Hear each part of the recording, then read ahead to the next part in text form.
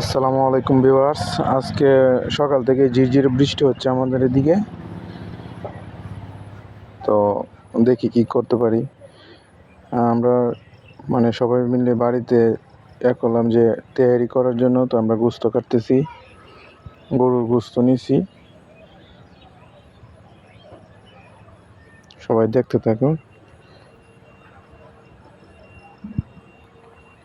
গোস্তগুলোকে ছোট ছোট পিস করে নিচ্ছি আমরা। গোস্তগুলোকে আমরা ধুয়ে নিচ্ছি সুন্দরভাবে। অন্যদিকে চাল ধোয়া হয়ে গেছে, চাল ধুয়ে রেডি করা হয়েছে। আমরা তেহারি রান্না করার জন্য এই প্রাণের যে মশলার আছে এটা নিয়ে আসছি। এটা প্রস্তুত প্রণালী দেখে আমরা আজকে তৈরি করার চেষ্টা করব ইনশাল্লাহ। এদিকে পেঁয়াজ, আদা, রসুন এগুলো রেডি করা হইতেছে।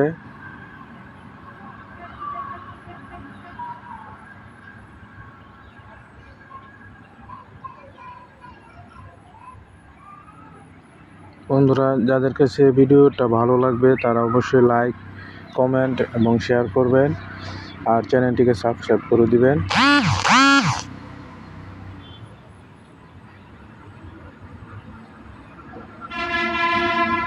এখানে মশলা তোলা হচ্ছে। কি কি মশলা? তেজপাতা, গরম মশলা,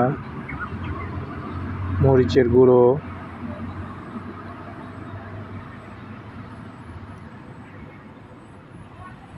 ধনিয়া গুঁড়ো, পরিমাণ মতো লবণ, এবং মশলাটা একটু গোস্তর মধ্যে দেওয়া হবে।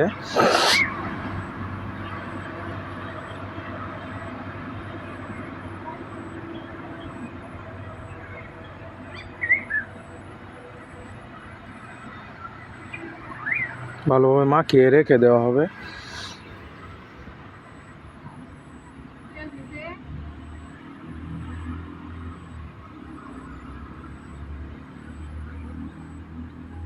তেলও দেওয়া হয়ে গেছে।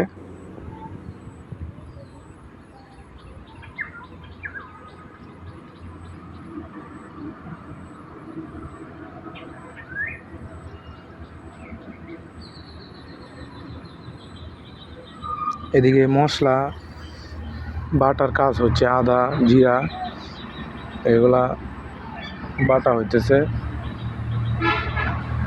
আবার এখানে গোস্তর মধ্যে আদা জিরা বাটার পর এগুলা দিয়ে আবার মাখানো হবে।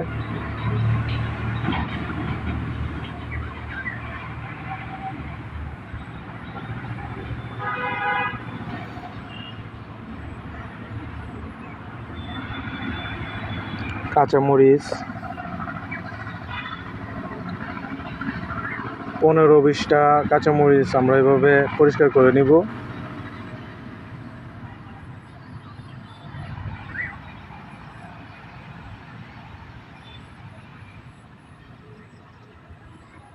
এখানে আমরা বসায় দিছি, গোস্ত কষাইতেছি।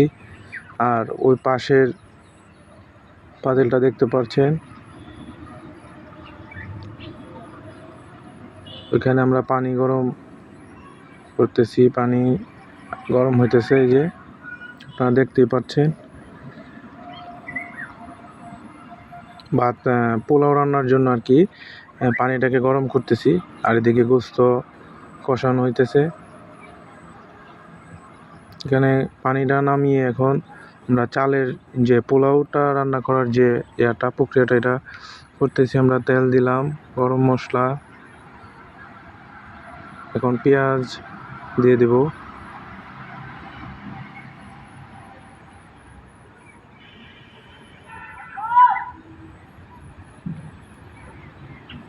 বাটা মশলাগুলো দিয়ে নাড়াচাড়া করে নিচ্ছি।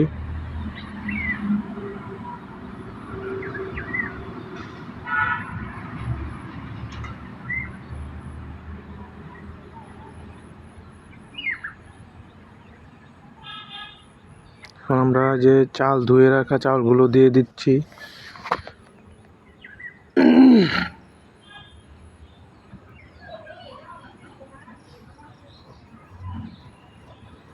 এখন এখন এগুলোকে ভালোভাবে নাড়িয়ে ভেজে নিব। চাউলগুলো একটু ভাজা ভাজা হলে তারপর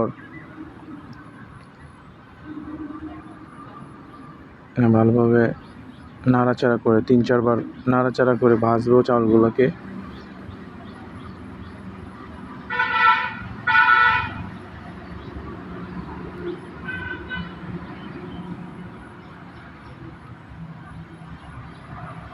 গোস্ত কষানো শেষ, আমরা গোস্ত নামায় ফেলছি। এখন আমরা চালগুলোকে ভাজছি, এখনও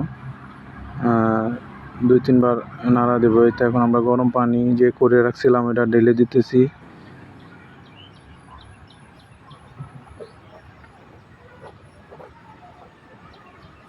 পানিটা দিয়ে ভালোভাবে নাড়িয়ে মিশিয়ে একটু অপেক্ষা করব 5-6 মিনিট। পানিটা তো এমনি আগেই ফুটানো আছে। এখন চালটা একটু হয়েছে, এখন আমরা এই যে এটা দিয়ে দিছি, ওই যে গোস্তটা যেটা কষায় রাখছিলাম মশলা দিয়ে ওইটা দিয়ে দিছি। এখন ঢেকে রাখবো কিছুক্ষণ।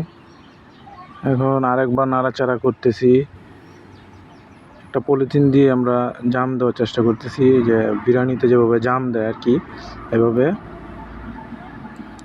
দিলে মানে চালগুলো ঝরঝরা হয় আর চালগুলো ফুটে ভালো।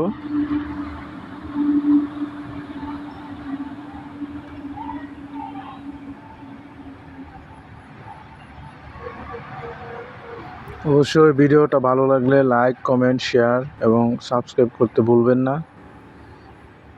এই তো আমরা 10 মিনিট পর আসছি দেখতে। পলিথিনটা খুলে আমরা দেখব কীরকম হয়েছে।